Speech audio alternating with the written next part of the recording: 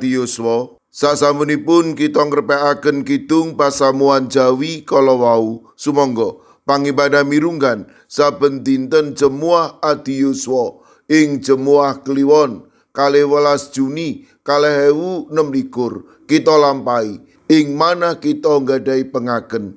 Pitulungan kita punika saking Gusti ingkang akarya jagat, milanipun siramat lan tentrem rahayu saking Allah Sang Rama lan Gusti Yesus Kristus makuwon ing panjenengan sedaya.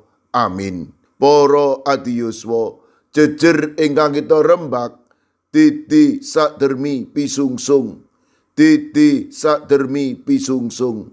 Jabur 50 ayat 11a. Ngaturno panuwun minangka kurban marang Gusti Allah.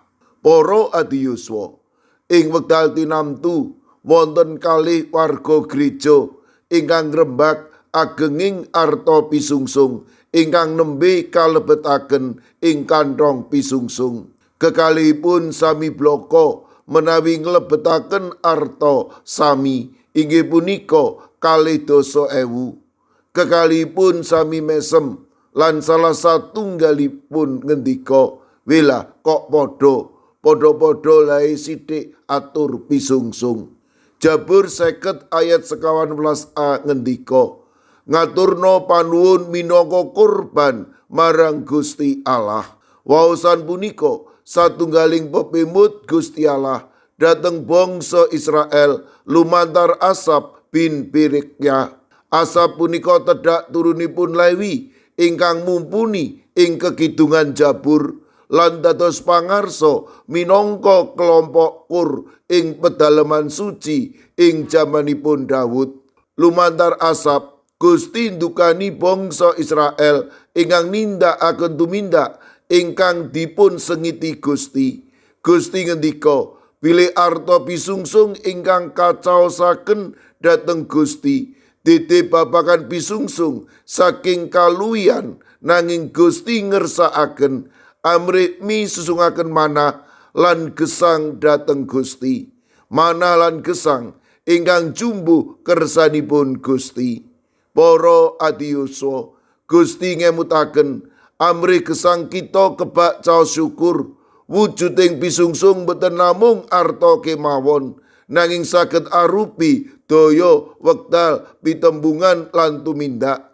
Kita ngaturaken pisungsung ingkang paling sae kangge Gusti. Kita aturaken sedaya kesakitan kita dhateng Gusti. Langkung nengsemaken nalika kita nglampahi gesang padintenan sinarengan kebak ing caos syukur. Sumangga kita sami ngaturaken gesang lan wekdal kita kangge wujuding atur pisungsung kita tamtu Gusti ingkang badhe kamulyakaken.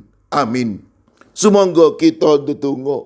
Matur nuwun Gusti, dinten punika paduka mberek kawula, amrih kawula masrahaken gesang kawula minangka atur pisungsung. Kawula pasrahaken para adi yuswa ing pundiya papan, monggo paduka ingkang reksa, paduka ingkang mitulungi langkung-langkung para adi yuswa ingkang wedal sakmangke nembe nandhang sakit lan ing pemulihan. Kawula pitados paduka saged ngginakaken sinten lan menapa kemawon amrih para adi yuswa ingkang nampi wetahing kesarasan. Kawula pasrahaken lari-lari kawula ingkang wedal sakmangke nembe sinau makarya gesang ing bali wismanipun. Monggo Gusti paduka ingkang ngendika, paduka ingkang maringi berkah dhateng para lari kawula. Kawula pasrahaken Komisi Adi Yuswa ing Gereja Klasis Sinode Pengetan Halum, tabloid adi yuswa, wasita adi, lan menapa kemawon gegayutan kalian adi yuswa. Kawula pitados menawi paduka badhe ngagem sedayanipun matemah para adi yuswa caket raket kalian paduka.